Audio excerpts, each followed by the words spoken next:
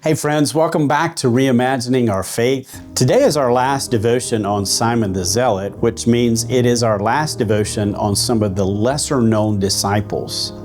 Next, we'll move on to focus on disciples who are much more familiar to us. But today we have one more opportunity to learn from Simon the Zealot. One of the most remarkable things about Simon the Zealot is not just that Jesus chose him, it's that Jesus placed him in the same group as Matthew, the tax collector. We said in our last devotion that zealots hated tax collectors, not disliked them, they hated them.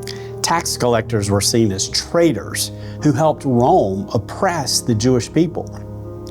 So to a zealot like Simon, Matthew would have been considered his enemy.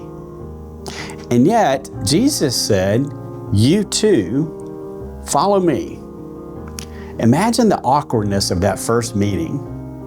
Imagine the tension. Imagine the conversations they had to work through. There had to be some incredibly tense and difficult conversations between Simon the Zealot and Matthew the tax collector. But here's the miracle. Simon stayed and Matthew stayed. And Jesus formed them into brothers. That is absolutely incredible. This is the power of the gospel. Jesus doesn't just save individuals, he creates a new kind of community where enemies become family, where lifelong feuds melt into lifelong friendships, almost becoming like family.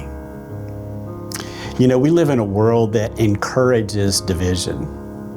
Unfriend them, block that person, avoid him or her or anyone who is their friend, cancel them, reject those people. But Jesus calls us to something higher. Simon reminds us that no one is perfect and that all of us are God's children. In fact, Jesus once taught, "You have heard that it was said, 'Love your neighbor and hate your enemy.' But I tell you, love your enemies and pray for those who persecute you." So, who is your Matthew?